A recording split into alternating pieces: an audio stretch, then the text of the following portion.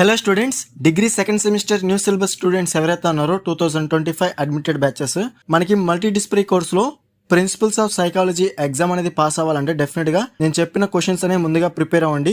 So video last వరకు చూడండి, డెఫినెట్గా మీకు అర్థమవుతుంది ఏ విధంగా ప్రిపేర్ అవ్వాలి, ఏ విధంగా రాస్తే ప్రిన్సిపల్స్ ఆఫ్ సైకాలజీ ఎగ్జామ్ అనేది ఈజీగా పాస్ అవుతారనేది క్లియర్గా అయితే చెప్తాను.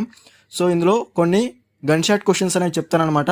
ఆ గన్ షాట్ క్వశ్చన్స్ అనేవి మీరు కన్ఫర్మ్గా ప్రిపేర్ అవ్వాలి. దాని తర్వాత మీకు గనక టైం ఉంటే రిమైనింగ్ క్వశ్చన్స్ కూడా చూసుకోండి.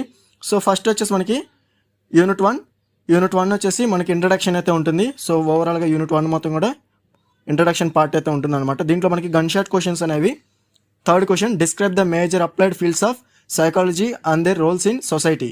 అలాగే 7th question, describe the concept of attention and differentiate between selective, sustained and divided attention. అలాగే 8th question, very most important gun shot question, explain the nature of perception and the factors that determine how we perceive the environment. So ఈ 3 questions gun shot questions అనమాట. ఈ 3లోంచి ఒక question confirm అయితే ఇస్తారు మనకి ఎగ్జామ్లో. So దాని తర్వాత రిమైనింగ్ 5 క్వశ్చన్స్ ఏవైతే ఉన్నాయో మీకు గనుక టైం అంటే కన్ఫర్మ్గా ప్రిపేర్ అవ్వండి. ఎందుకంటే యూనిట్ 1 అనేది ఇంట్రడక్షన్ పార్ట్ కాబట్టి మనకి ఫస్ట్ 2 క్వశ్చన్స్లోంచి కన్ఫర్మ్గా ఒక క్వశ్చన్ అయితే కన్ఫర్మ్గా ఇస్తారు. దాని తర్వాత 3rd question, 7th question, 8th question నుంచి ఒక క్వశ్చన్ కన్ఫర్మ్గా అయితే ఇస్తారనమాట. సో మీకు గనుక టైం ఉంటే 5th క్వశ్చన్, 6th క్వశ్చన్ కూడా స్ట్రక్చర్ అండ్ ఫంక్షన్ కూడా కన్ఫర్మ్గా ప్రిపేర్ అవ్వండి. హ్యూమన్ విజువల్ సిస్టమ్ అలాగే ఆడిటరీ సిస్టమ్ ఇది కూడా కన్ఫర్మ్గా ప్రిపేర్ అవ్వాలి. ఓకేనా స్టూడెంట్స్, ఇది మనకి యూనిట్ 1లో లాంగ్ ఆన్సర్ క్వశ్చన్స్ అనమాట. మనకి ఎగ్జామ్లో యూనిట్ 1 నుంచి లాంగ్ ఆన్సర్ క్వశ్చన్స్ 2 క్వశ్చన్స్ అయితే కన్ఫర్మ్గా అయితే ఇస్తారు.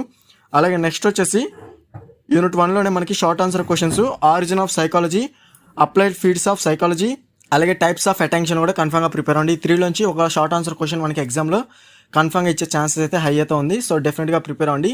సో మనకి ఎవ్రీ యూనిట్ నుంచి లాంగ్ ఆన్సర్ క్వశ్చన్స్ అనేవి 2 అయితే ఇస్తారు. అలాగే షార్ట్ ఆన్సర్ క్వశ్చన్స్ కూడా 2 or 3 క్వశ్చన్స్ అనేవి కన్ఫర్మ్గా అయితే ఇస్తారనమాట. మనకి యూనిట్ 1 నుంచి 2 క్వశ్చన్స్ అయితే కన్ఫర్మ్గా అయితే ఇస్తారు. అలాగే లాంగ్ ఆన్సర్ క్వశ్చన్స్ కూడా 2 క్వశ్చన్స్ కన్ఫర్మ్గా ప్రతి యూనిట్ నుంచి అయితే ఇస్తారనమాట. సో ఇది మనకి యూనిట్ 1.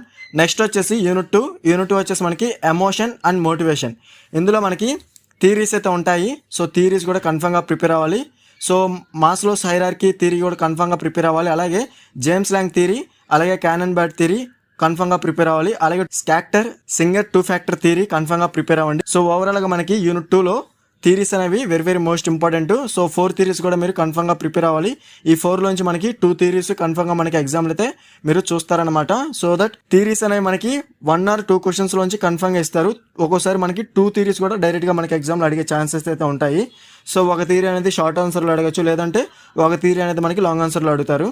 కొన్నిసార్లు మనకి థియరీస్ అనేవి 4లోంచి 2 థియరీస్ కూడా మనకి డైరెక్ట్గా లాంగ్ ఆన్సర్ క్వశ్చన్స్ కింద ఎగ్జామ్లో అయితే ఇస్తారనమాట.